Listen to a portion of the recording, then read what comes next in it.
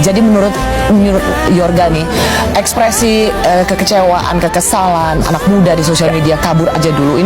Ini real ya, bukan sesuatu yang benar di setting ada orchestrated. Nah, ini curahan hati banyak anak muda yang khawatir dengan masa depannya harus ngapain. Bertemu dengan tadi mungkin kebijakan-kebijakan yang agak lucu gitu ya Mbak ya. Maksudnya apa sih kebijakan untuk anak muda untuk mendukung mereka bisa cari kerja gitu misalkan.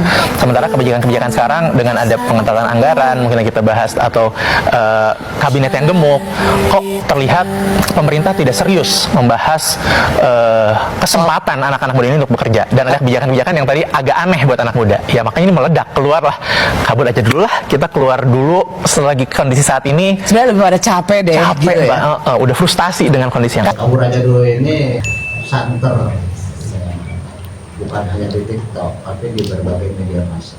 Itu bermula dari rasa pesimisme generasi muda tentang masa depan mereka. Tapi tentu saja kita tidak boleh terjebak dalam rasa pesimis seperti itu. Allah kan pasti memberikan rezeki, dan rezeki itu kan tergantung juga kepada usaha dari masing-masing orang ya. Majada wajada, kalau yang memang merasa sungguh-sungguh pasti insya Allah sukses. Oke, dalam kesempatan kali ini tagar tentang kabur aja dulu ini akan ditanggapi lagi, tapi dengan nada yang lebih optimis oleh teman-teman kita ini. Bagaimana kita mengatasi ini? Bagaimana kita mempersiapkan masa depan kita sehingga kita bisa membuktikan kita mau pergi ke luar negeri kan tidak ada masalah, atau kita tetap di Indonesia juga tidak ada masalah. Allah mengatakan tidak ada satu makhluk melata di bumi kecuali ada rezekinya. Artinya apa? Semua makhluk di bumi ini ada rezekinya, harus bergerak. Jadi kalau yang kerjanya tidur-tiduran, malas-malasan ya udah mimpi aja gitu kan. Tapi kalau yang bergerak pasti akan ada rezekinya, entah bentuknya apa. Kan yang namanya rezeki itu nggak mesti kita jadi pegawai negeri, nggak mesti kita jadi pegawai BUMN, bisa datang dari mana, yang penting halal kan. Perkenalkan, nama saya Elmira. Nama saya Nadia Putri Amalia. Perkenalkan, nama saya Eka Mardiana. Kita bicara tentang optimisme menghadapi masa depan. Silakan, Eka. Masa depan ini kan harus dikejar, karena masa depan ini adalah sesuatu hal yang sudah kita dapatkan, yang sudah kita perjuangkan saat ini. Jadi kita perlu mengusahakan segala sesuatu hal agar kita mendapatkannya sesuai dengan yang kita inginkan atau yang kita impikan. Tentang kabur aja dulu kaitannya dengan masa depan, banyaknya anak muda yang resah akan globalisasi. Mengapa sih banyak sekali lapangan-lapangan pekerjaan yang menyulitkan gitu, sehingga hal itu kita harus kejar bagaimana cara kita beroptimis sehingga kita bisa meraih masa depan itu dengan cara membangun relasi ataupun ikut organisasi. Kalau dari saya, optimisme untuk masa depan kita mulai dari masa dari kecil, remaja ke dewasa ya, karena sebagai kita tahu berproses gak kalah penting daripada hasil di masa depannya. Jadi kayak kita mulai belajar gimana caranya mencari solusi dari hal kecil. Contohnya kita dulu waktu kecil gak bisa jalan, kita belajar jalan. Gak bisa naik ke kursi, kita diajarin caranya kayak gitu. Sama halnya dengan hashtag kabur aja dulu. Menurut saya dengan caranya kita pergi ke luar negeri, itu sama aja kita lepas tangan, menyerah. Kalau kita semuanya anak muda generasi kita sekarang menyerah keluar, gimana ntar nih generasi sama yang di bawah, sama adik-adik kita? Kita sebagai mahasiswa harus bisa berpikir optimis.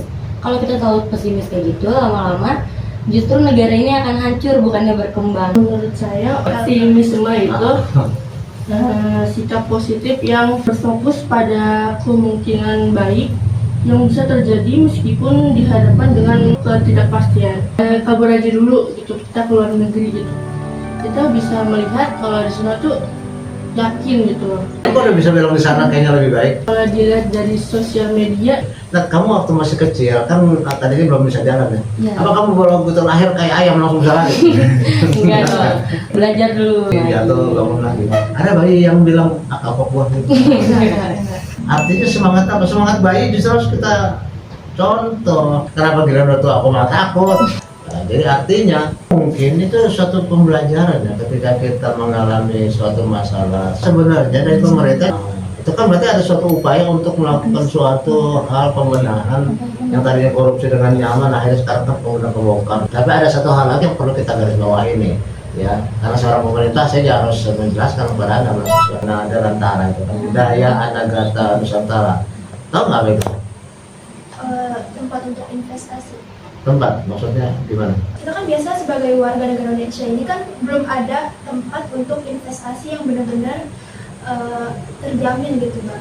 Karena kan seperti yang sudah berlalu tempat investasi yang bangkrut, akhirnya kita malah investasi keluar gitu sehingga lebih menguntungkan pihak luar gitu Mbak. Makanya diciptakan ini Danantara sehingga investor-investor dalam negeri ini juga bisa berinvestasi ke negeri gitu sehingga bisa saling membantu dan menguntungkan untuk negara juga pastinya pasti. Kalau aku pernah dengar di sosial media itu banyak juga setuju karena dia beneran menguntungkan di negara Indonesia. Karena kalau kita investasi keluar, karena biasanya yang lebih untung di negara luar daripada kita nyebatet itu untung. Tapi negara luarnya tuh lebih untung lagi. Sedangkan kalau kita investasi di negara sendiri, justru udah pasti negara kita yang untung gitu Pak.